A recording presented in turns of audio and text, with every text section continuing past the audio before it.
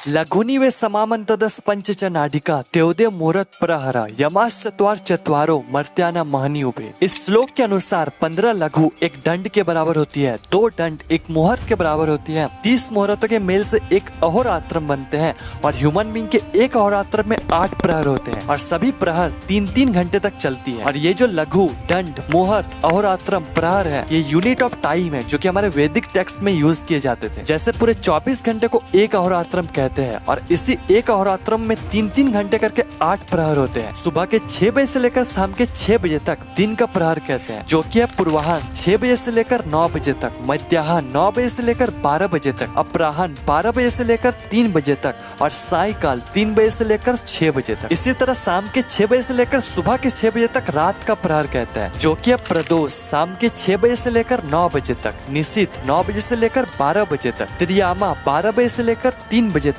और उषा 3 बजे से लेकर सुबह के 6 बजे तक। कुल मिलाकर 8 प्रहर होते हैं और सभी प्रहर का अपना अपना इंपॉर्टेंस है। अगर आप गलत प्रहर यानी कि गलत टाइम पर गलत चीज करोगे तो ये आपको नुकसान ही पहुंचाएंगे, फायदा नहीं। इसलिए सभी प्रहर को ध्यान में रखते हुए धर्म शास्त्र, ज्योतिष शास्त्र, आयुर्वेद शास्त्र और मॉडर्न लाइफस्टाइल को देखकर ये वीडियो बनाया जा रहा है। इसके पहले हम आयुर्वेदिक रूटीन भी आपसे शेयर कर चुके हैं। अब आप लोगों के भारी डिमांड के कारण स्पिरिचुअल रूटीन भी बनाना पड़ा। इस रूटीन में हम सुबह उठने से लेकर रात में सोने तक हर एक छोटे से छोटे चीज के बारे में बात करेंगे जो आपको स्पिरिचुअल यानी कि अध्यात्म की ओर ले जाए। इसमें हम दैनिक नित्य कर्म, साधना, श्लोक, ब्रह्म मुहूर्त में जागना, उषा पान, स्नान यानी कि नहाने का नियम, तिलक, पूजा पाठ, मंत्र जाप, व्यायाम, प्राणायाम, वस्त्र धारण, भोग अर्पण, भोजन यानी कि खाने का नियम, शयन यानी कि सोने का नियम, पूर्व शयन यानी कि सोने का पहले का नियम और भी बहुत सारी चीजों के बारे में बात करने वाले हैं। कुछ लोग कहते हैं कि I am not interested in spirituality और any type of spiritual routine. और रियली पहली बात तो ये इंटरेस्ट की बात है ही नहीं और दूसरी बात follow this routine just for 1 month. उसके बाद आपको खुद पता चल जाएगा हाउ पावरफुल इज स्पिरिचुअलिटी। ये जो आपका irregular sleep pattern, irregular eating time, किसी काम में मन न लगना, lack of focus, lack of productivity, lack of concentration, stress, depression, anxiety, procrastination, past के बारे में सोचना, फ्यूचर के बारे में चिंता करना, मोटिवेशन की कमी, सेल्फ डिसिप्लिन का ना होना, इन सभी चीज का कनेक्शन कहीं ना कहीं आपका डेली रूटीन से है। और इन सभी चीजों को दूर सिर्फ आप एक चीज करके दूर कर सकते हो, जो कि है द परफेक्ट डेली रूटीन। और अच्छे से बोले तो वैदिक दिनचर्या जो आपके जीवन को पूर्णतः बदल के रखेगी। आइए शुरुआत करते हैं।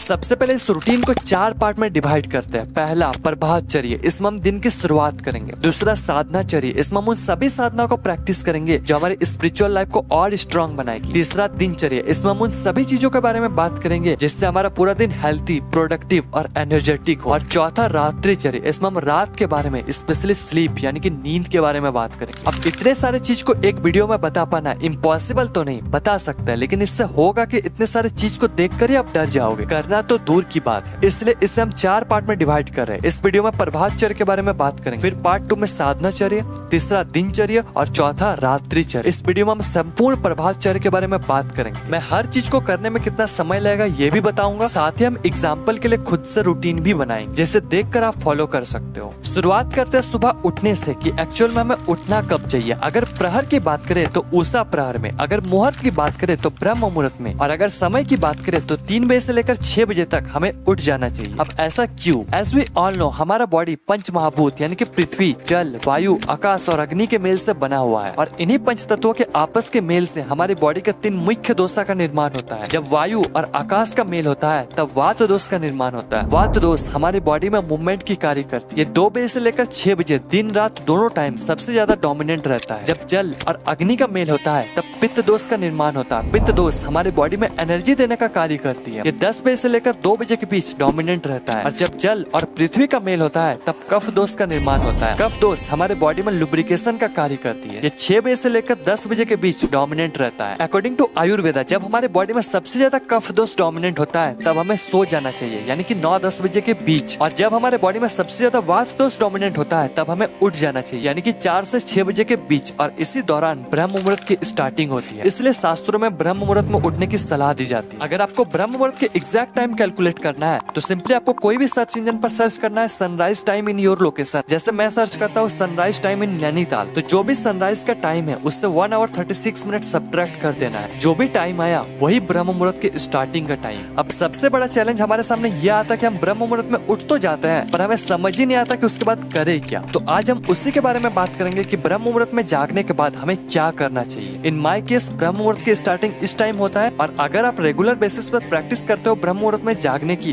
तो मुश्किल से आपको 2 मिनट लगेंगे ब्रह्म मुहूर्त में जागने की। अब बात करते हैं कि आगे करना क्या है। दूसरा, कर दर्शनम। जब आप ब्रह्म मुहूर्त में उठ जाओ तो सबसे पहले आपको अपने हथेलियों को आपस में रगड़ कर अपने आंखों पर रखना है। ऐसा आपको इसलिए करना है क्योंकि हमारी बॉडी की मैक्सिमम नाड़ी के एंडिंग हमारे हाथों में ही होता है। इसलिए जब हम अपने हथेलियों को रब करते हैं तब हमारी बॉडी की नाड़ियों के साथ साथ एक्यूप्रेशर पॉइंट भी एक्टिवेट हो जाता है, जिससे हमारा ओवरऑल सिस्टम एक्टिवेट हो जाता है। इसलिए अपने हथेलियों को रब करके अपने आंखों पर जरूर रखें। फिर धीरे से आंख खोलकर अपने हथेलियों को आपस में मिलाकर पुस्तक की तरह खोल के देखते हुए इस श्लोक को बोलना है। कराग्रे वस्ते लक्ष्मी कर मध्य सरस्वती कर मूले तू गोविंद प्रभाते कर दर्शना। अर्थात मेरे हाथों के अग्र भाग में माता लक्ष्मी, मध्य भाग में माता सरस्वती तथा मूल भाग में गोविंद निवास करते हैं। हर प्रभात को मैं सर्वप्रथम हथेलियों में इनका दर्शन करना चाहिए। इस मंत्र का मतलब है कि हमें प्रॉस्पेरिटी, विजडम और गॉड यानी कि भगवान के शरण में रहकर अपने कर्मों को पालन करना चाहिए। इसके बाद पाद स्पर्श। कर दर्शन के बाद सबसे पहले राइट पैर को भूमि पर रखकर अपने हाथों से पृथ्वी को स्पर्श कर फिर अपने मस्तक पर लगाइए। फिर पाँव रखने के लिए धरती माता से क्षमा मंत्र बोलिए। ये रहा मंत्र और इसका मीनिंग। इसे करने में आपको 1 मिनट समय लगेगा। इसके बाद आपको 5 छोटे छोटे चीज करना, फटाफट बताते हैं। Number 1, affirmation. अफर्मेशन मतलब कुछ ऐसे पॉजिटिव सेंटेंस या फिर वर्ड जिसे हम बार बार रिपीट करते हैं, जैसे I am happy, I am healthy, I am grateful. इस तरह के जब हम सेंटेंस बोलते हैं तब हमारे अंदर एक पॉजिटिविटी आती है, हमारा कॉन्फिडेंस बूस्ट होता है। इससे हम पूरे दिन एक पॉजिटिव माइंडसेट के साथ जीते हैं। इसे आप अपने अकॉर्डिंग डिजाइन कर यूज करो। Number 2, make your bed. जहाँ भी आप सोते हो सुबह उठते अपना बिस्तर को जरूर बनाओ। Number 3, pushups. बॉडी को थोड़ा एनर्जाइज करने के लिए अकॉर्डिंग टू योर कैपेसिटी जितना हो सके उतना पुशअप लगाए या फिर थोड़ा मोड़ा कुछ एक्सरसाइज कर ले, जिससे हमारे बॉडी में सारा तमस निकल जाएगा और हमारे अंदर एक अलग फुर्ती आएगी। नंबर 4, मांगलिक वस्तुओं का दर्शन। कुछ ऐसे वस्तुओं का आपको देखना है जिससे आप अच्छा फील करो। आप इन सारे वस्तुओं को देख सकते हैं। नंबर 5, माता पिता, गुरुजन और बड़े को प्रणाम। इतने सुबह मम्मी पापा उठते ही नहीं तो वीडियो को शेयर कर दो, आप भी उठ जाओगे, मम्मी पापा भी उठ जाएंगे। अफर्मेशन करने के लिए आपको 2 मिनट लगेंगे। अपने बेड या फिर रूम को साफ करने में 5 मिनट लगेंगे। पुशअप या फिर थोड़ा सा एक्सरसाइज करने के लिए आपको 5 मिनट लगेंगे। मंगलिक वस्तुओं को या फिर मम्मी पापा को प्रणाम करने के लिए 1-1 मिनट लगेंगे। अब बढ़ते हैं उषा पान की ओर। उषा का मतलब होता है भोर या फिर सूर्योदय के पहले और पान का मतलब होता है पीना, इसलिए उषा पान का अर्थ है सूर्योदय के पहले पानी पीना। इसमें बहुत से मिसकंसेप्शन है, जैसे ब्रश के पहले उषा पान करे या फिर ब्रश करने के बाद। तो इन सारे चीजों का मैंने आंसर इस वीडियो में दिया है, आप जाकर देख सकते हैं। अभी बताते हैं उषा पान करना कैसे। रात में जब आप सोने जाओ तो सबसे पहले तांबे के बर्तन में जल भरकर सोना है और सुबह उठकर अपने कैपेसिटी के अकॉर्डिंग 2 से 4 गिलास पानी पीना है और ध्यान रहे कि पानी हमेशा बैठकर ही पीना है। और उषा पान करने के लिए आपको मैक्सिमम 3 to 5 मिनट लगेंगे। अब स्वाचाचार के नियम देखो, हमारे स्क्रिप्चर्स में शुद्धि के अनेकों नियम मेंशन्ड है जिससे फॉलो करना आज हर कोई नहीं चाहेगा और आज उस तरह का इन्वायरमेंट है भी नहीं कि हम उन सारे रूल्स को फॉलो कर पाए। बस इन्फॉर्मेशन पर्पस के लिए कुछ चीजें बता देते हैं, फिर आज के मॉडर्न लाइफस्टाइल के अकॉर्डिंग कैसे करें इस पर भी बात करें। तो देखो, शुद्धि 2 प्रकार के होते हैं, बाह्य यानी कि एक्सटर्नल शुद्धि और अभ्यंतर यानी कि इंटरनल शुद्धि। एक्सटर्नल शुद्धि यानी कि बाहरी वस्तु से हम अपने आप को शुद्ध करते हैं, जैसे पानी या फिर साबुन से, और अभ्यंतर शुद्धि यानी कि अंदर की शुद्धि या फिर मन की शुद्धि। इस पर हम आने वाले वीडियोस पर बात करेंगे। अभी बात करते हैं बाह्य शुद्धि, स्पेशली शौच के नियम के बारे में। इसके पहले मैंने आपको उषा पान के बारे में बताया, तो जब आप रेगुलरली उषा पान करोगे तो इसके कुछ समय बाद ही आपको नेचुरली शौच का बेग आएगा और इस समय के दौरान हमारी बॉडी में वात दोष का प्रभाव बना रहता है, जिससे हमारे इंटेस्टाइन की पेरिस्टाल्टिक मूवमेंट भी अच्छी होती है, जिससे हमारी बॉडी की सारी वेस्ट प्रोडक्ट इजिली आउट हो जाते हैं। और शौच आपको हमेशा मलासन में ही करना है, यानी कि कुछ इस तरह के पोजीशन। आज जो ये वेस्टर्न कल्चर के टॉयलेट आता है, ये जो पोजीशन है ये गलत है। इन सारी चीज को आपको यूज नहीं करना है। मॉडर्न बनने के चक्कर में अपना हेल्थ को मत बिगाड़ो। अब शौच के बाद शुद्धि देखो, मैंने विष्णु पुराण, गरुड़ पुराण, मनुष्य स्मृति, दक्ष स्मृति, बादुल स्मृति और 1-2 ग्रंथ पढ़े जिसमें मैंने कुछ बातें कॉमन देखी, जैसे शौच करने के बाद इन पार्ट्स को एटलीस्ट इतने बार मिट्टी से जरूर धोना है। लेकिन आज हम ऐसा नहीं करते हैं क्योंकि आज का समय बिल्कुल अलग है, इसलिए मल त्याग के बाद एटलीस्ट 2 बार अच्छे से जरूर धोए और मूत्र त्याग के बाद एटलीस्ट 1 बार अच्छे से जरूर धोए। और एक बात, मल त्याग के बाद 12 कुल्ले और मूत्र त्याग के बाद 4 कुल्ले जरूर करें।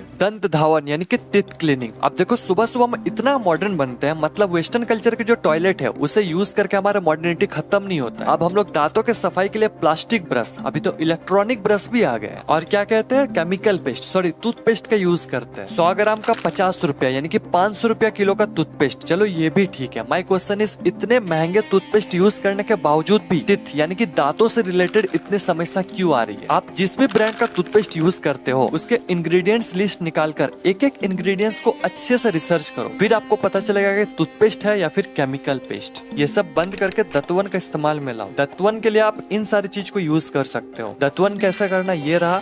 और अगर फिर भी टूथपेस्ट और टूथब्रश का यूज करना पड़ा तो आप इन बातों का ध्यान जरूर रखें। जीवा निर्लेखनम यानी कि टंग क्लीनिंग। अब फिर देखो, जिस ब्रश हम दांतों की सफाई करते हैं उसी ब्रश हम जीभ की भी सफाई कर रहे हैं। ये कहाँ का ज्ञानता है? ऐसा आपको कभी नहीं करना चाहिए। अगर आप दतवन का इस्तेमाल करते हैं तो दतवन को बीच से फाड़ कर अपना जीभ साफ करें या फिर टंग क्लीनिंग का इस्तेमाल करें। स्नान यानी कि नहाना। आप में से मैक्सिमम लोगों को बाथिंग यानी कि नहाने का एक्चुअल मेथड पता ही नहीं। आपको लगता है कि इस नहाने से क्या फायदा, लेकिन डीप एंड पर बहुत से ऐसे काम होते हैं जिसके बारे में आपको शायद ही पता होगा। जैसे नहाने के बाद हम इतना ज्यादा रिलैक्स फील कैसे करते हैं, क्योंकि नहाने के दौरान हमारे बॉडी की पैरासिम्पैथेटिक सिस्टम एक्टिवेट हो जाती है, जिससे हमारा स्ट्रेस, डिप्रेशन, एंजाइटी का लेवल कम होने लगता है। इसलिए हमारे शास्त्रों में स्नान को इतना ऊंचा स्थान दिया गया है। और अगर आप गलत तरीके से नहाते हो तो इससे हमारा पूरी ओवरऑल हेल्थ पर इफेक्ट पड़ता है। इसलिए आज हम बाथिंग यानी कि स्नान के रिलेटेड कुछ ऐसे सीक्रेट्स के बारे में जानेंगे जिसके बारे में आपको शायद ही पता हो। स्क्रिप्चर में 4 तरह के स्नान के बारे में डिस्क्राइब किया गया है। सुबह 4 बजे से लेकर 5 बजे के बीच यानी कि ब्रह्म मुहूर्त के दौरान किया गया स्नान को मुनि स्नान कहते हैं। 5 बजे से लेकर 6 बजे के बीच किया गया स्नान को देव स्नान कहते हैं। 6 बजे से लेकर 8 बजे के बीच किया गया स्नान को मानव स्नान कहते हैं। और 8 बजे के बाद किया गया स्नान को राक्षस स्नान कहते हैं। इसलिए जितना पॉसिबल हो सके 8 बजे से पहले स्नान जरूर कर ले। अब स्नान के भी अलग अलग क्लासिफिकेशन है। शास्त्रों में इन 5 तरह के स्नान के बारे में बात कही गई है। अब स्नान कैसे करना है इस पर बात करते हैं। सबसे पहले आपको कमर के नीचे के पार्ट्स को ढक लेना है किसी भी कपड़े से, क्योंकि संपूर्ण नग्न होकर कभी नहीं स्नान करना चाहिए। इसके बाद आपको हमेशा ऊपर से नीचे की ओर स्नान करना है, यानी कि सबसे पहले आपको मस्तिष्क पर पानी डालना है, फिर शरीर पर, फिर पैर पर। ऐसा करने से आपका मस्तिष्क का गर्मी पैर से निकल जाती है, और अगर आप पैर से शुरुआत करोगे तो आपका गर्मी मस्तिष्क पर चढ़ जाएगी। इसके बाद संपूर्ण स्नान के दौरान इस मंत्र का उच्चारण करें। अब स्नान के लिए केमिकल साबुन की जगह आप मुल्तानी मिट्टी, बेसन,